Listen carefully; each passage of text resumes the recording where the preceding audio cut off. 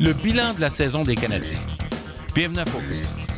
Bonjour, ici Ray Lalonde et voici mon podcast sur la business du sport avec aujourd'hui une courte discussion sur la saison qui se termine pour les Canadiens. Et c'est parti. Ça va être lui, le sauveur de la saison des Canadiens. Ça va être lui, le joueur qui va faire espérer et garder les gens positifs tout au long de l'été 2019. Pourquoi? Avec une performance de 3 buts, plus le but gagnant en tir de barrage, Poehling s'est avéré effectivement ce qu'on pensait qu'il était, c'est-à-dire un joueur junior dominant dans le championnat du monde junior qui était prêt à aider une équipe de la Ligue nationale très rapidement. Cette équipe-là, évidemment, c'est les Canadiens qui l'ont repêché il y a 2 ans. Ryan Poehling va être sur toutes les lèvres durant toute la saison morte en espérant que c'est un autre morceau du casse-tête jeunesse que Trevor Timmins et Marc Bergevin ont mis en place, qui a commencé par Jesperi Kotkaniemi et qui va se terminer avec un autre joueur de ce calibre-là. Puis il y a des jeunes comme Brooks, comme Romanov, comme Caden Primo, Josh Brooks, Suzuki. Il manque pas de talent chez les jeunes. Bon, il y a encore une petite étape à franchir, c'est-à-dire entre cette période de jeunesse où les joueurs à 18, 19, 20 ans sont excellents, mais atteindre la Ligue nationale, c'est un autre niveau. Ryan Poehling était prêt, semble-t-il. C'est sûr qu'il n'y aura pas des matchs de 3 buts à chaque occasion, chaque semaine. Mais ce que je veux dire par là, c'est qu'il y a des gars qui vont avoir besoin d'un apprentissage dans la Ligue américaine. Le bilan des Canadiens, c'est qu'ils n'ont pas fait les séries. Le Rocket ne fait pas les séries. C'est pas très reluisant comme fiche. Mais à la fin, on doit quand même être satisfait de la saison qui s'est terminée pour 2-3 raisons. D'abord, la reconstruction, ce reset que Marc Bergevin parlait l'année passée, a effectivement eu lieu. Il y a eu une meilleure attitude à tous les points de vue. Bergevin a définitivement eu le meilleur dans les 2 transactions majeures, celle qui a amené Max Domi, qui a connu une saison du tonnerre, un peu à l'image de son père Ty Domi comme un joueur inspirant, mais plus talentueux, bien entendu. Et Thomas Tatar a donné aux Canadiens beaucoup plus que qu'est-ce qu'on attendait, parce qu'on pensait tous que Suzuki allait être le joueur important dans cet échange-là, puis ça va peut-être être le cas dans 4-5 ans d'ici. Mais Tatar, en tout cas, a agréablement bien remplacé Max Pacioretty. Alors, il faut donner beaucoup de crédit cette année pour Claude Julien, qui a composé avec une équipe en reconstruction, avec une équipe de jeunes, puis il a réussi à garder ces jeunes-là au boulot à chaque match, chaque rencontre. Les Canadiens ont rarement été déclassés. Il y a eu un match difficile au Minnesota, il y a eu un match difficile à Anaheim, mais à part de ça, les Canadiens étaient au rendez-vous presque tous les matchs. C'est de très bon augure. Ça ne veut pas dire que tous ces joueurs-là vont avoir des saisons aussi percutantes l'an prochain. Ce n'est pas des meilleures saisons de carrière à chaque année non plus. Mais ce qui est clair, c'est que cette année, les gars qui sont arrivés, les nouveaux joueurs, ont relevé le défi. Ça a été très positif. L'attaque à 5 a été un problème tout au long de l'année. Et ça fait en sorte qu'ils ont raté des occasions, puis il manquait juste quelques points à la fin. Ça se résume toujours à 2-3 matchs dans une année. Comme lors d'un match, ça se résume toujours à 2-3-4 actions. Il y a des situations qu'après le match, on se rend compte, si ça et ça et ça n'était pas arrivé, c'était un résultat différent. Mais dans une saison complète de 82 matchs, 2-3 matchs ont fait la différence. Des matchs qui ont été peut-être pas gagnés comme il aurait dû, ou des avances qui ont été perdues. Il y avait une avance de 3-0 contre Toronto il y a même un mois, puis les Canadiens l'ont échappé. À la fin, c'est pas grave. C'est pas le but de revenir là-dessus, c'est de parler que c'est quand même très satisfaisant qu'est-ce qui a été accompli cette année, puis il y a beaucoup de promesses. Mais il y a beaucoup de travail, il y a beaucoup de talent à développer encore. Et là-dessus, le club de hockey va devoir continuer à travailler encore plus fort parce qu'en passant, je vous le répète, les autres équipes veulent gagner aussi. Les autres équipes ne sont pas plus satisfaits. Tu as des équipes déçues qui sont fières. Les Blackhawks de Chicago, les Kings de Los Angeles, c'est des équipes qui ont gagné à multiples reprises des Coupes Stanley dans les 15 dernières années.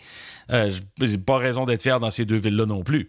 Et il y a des équipes qui ont déçu encore une fois. Je pense aux Canucks de Vancouver, les Flyers de Philadelphie, bien entendu, les Red Wings de Détroit, les Sabres de Buffalo qui viennent de congédier Phil Housley.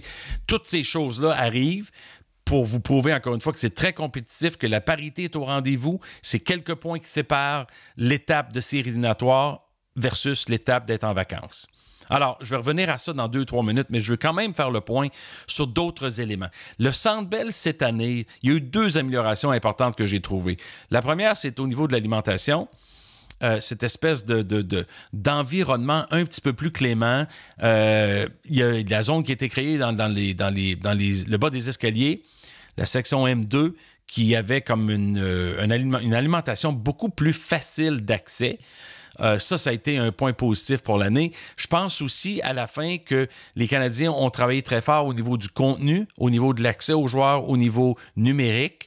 Il y avait un rapprochement au niveau technologique qui a fait une bonne différence. Ça a été très positif.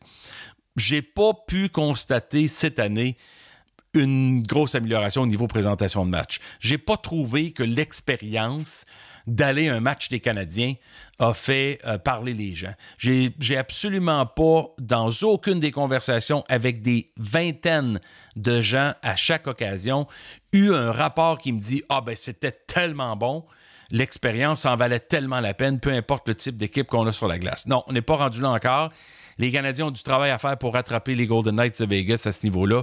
Et il va falloir qu'on commence à investir de ce côté-là rapidement parce que l'offre, en termes d'expérience, quand on joue de l'orgue au Centre Bell en 2019, je suis obligé de vous dire que c'est pas très connecté avec la jeune génération de consommateurs de sport d'aujourd'hui. Et puis, c'est beau garder les traditions, c'est beau garder les habitudes, mais quand l'entertainment numéro 1 de l'amphithéâtre, c'est une organiste, je suis obligé de dire que ça ne rejoint pas là où les jeunes sont aujourd'hui. Alors, ça, c'est un défi que les Canadiens vont devoir améliorer. Je reviens au défi, finalement, des séries. Je trouve encore une fois qu'on rate les séries et c'est très décevant et que nos aspirations ne sont pas assez élevées. Je trouve qu'on manque d'ambition. Penser aux séries pour se qualifier pour les séries, c'est quand on veut la 8e place, on est encore loin des années où on devrait être des aspirants année après année à la Coupe Stanley. Vous allez me dire, c'est facile de parler de même. Oui, ça l'est. Effectivement, je comprends la difficulté pour avoir été dans des clubs toute ma vie. Je sais que c'est difficile. Mais une chose qui est claire, c'est qu'on ne peut pas se fixer des objectifs qui ne sont pas tellement difficile à atteindre, quasi impossible. On doit penser comme ça. Et toute la culture de l'entreprise doit penser comment on devient champion à tous les niveaux. Champion sur la glace, champion hors glace. Et là-dessus, quand on bataille pour une place d'une série, puis en plus on la rate 3 fois sur 4, ça, c'est pas un succès. Ça, c'est vraiment un échec. Parce que non seulement on laisse énormément d'argent sur la table en termes de revenus perdus, c'est pas des pertes d'argent, là, c'est juste des revenus qu'on n'a pas gagnés, mais surtout, je pense qu'on se satisfait avec de la normalisation, avec une place en série, comme si on venait de tout accomplir. Puis ça s'applique pas juste aux Canadiens en passant.